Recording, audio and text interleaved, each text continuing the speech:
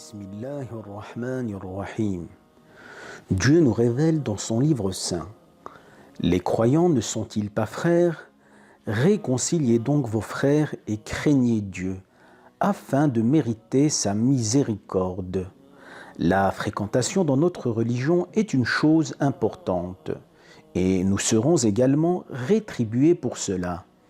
Il va de soi que nous serons amenés à avoir des compagnons, et cette compagnie sera soit bonne, soit mauvaise. Comme le dit le fameux adage, « Dis-moi qui tu fréquentes, et je te dirai qui tu es ». Le fait d'avoir pour compagnon des personnes pieuses sera bénéfique tant dans ce bas monde que dans l'au-delà. Le prophète sallallahu alayhi wa sallam a comparé la bonne et la mauvaise compagnie à un vendeur de parfums et un forgeron. Celui qui côtoie un vendeur de parfums bénéficiera de la bonne odeur, et celui qui fréquente un forgeron risque de sortir de son atelier plein de saleté. Un jour, le prophète sallallahu alayhi wa sallam relata une histoire. Il s'agissait d'un homme qui était en chemin pour aller visiter son frère en religion. Il fut intercepté dans sa route par un individu qui lui demanda « Pourquoi vas-tu visiter ton frère ?» L'homme lui répondit « Je vais rendre visite à mon frère uniquement parce que je l'aime pour Dieu et non pas pour un intérêt mondain quelconque. » Cet individu, qui n'était autre qu'un ange envoyé par Dieu, lui confia « Sache que Dieu t'a aimé comme tu as aimé ton frère. En aimant votre frère pour Dieu, vous gagnerez l'amour divin.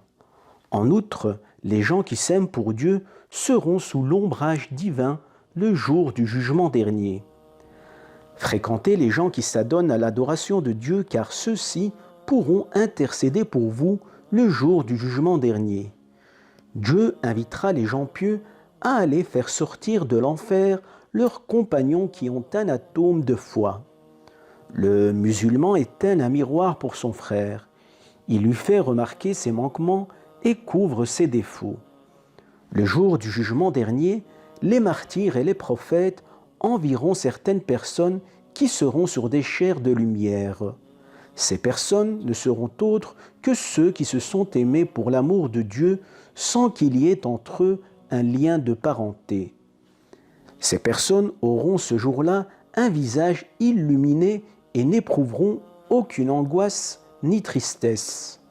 Le prophète sallallahu alayhi wa sallam nous incita à nous saluer mutuellement et à nous rendre visite, à combler les besoins de son frère et à nous soutenir dans les moments difficiles. Il nous invita également à défendre son frère en son absence de toute médisance, c'est-à-dire de ne pas laisser quiconque parler sur son dos. Le prophète sallallahu alayhi wa sallam déclara « Celui qui défend l'honneur de son frère, Dieu préservera son visage de l'enfer. » Et il ajouta « Un ange dans les cieux interpelle ceux qui se rendent visite pour l'amour de Dieu et dit « Tu as été bon, que ta marche soit bonne et que le paradis soit ta demeure. » Walhamdulillahi Rabbil Alamin.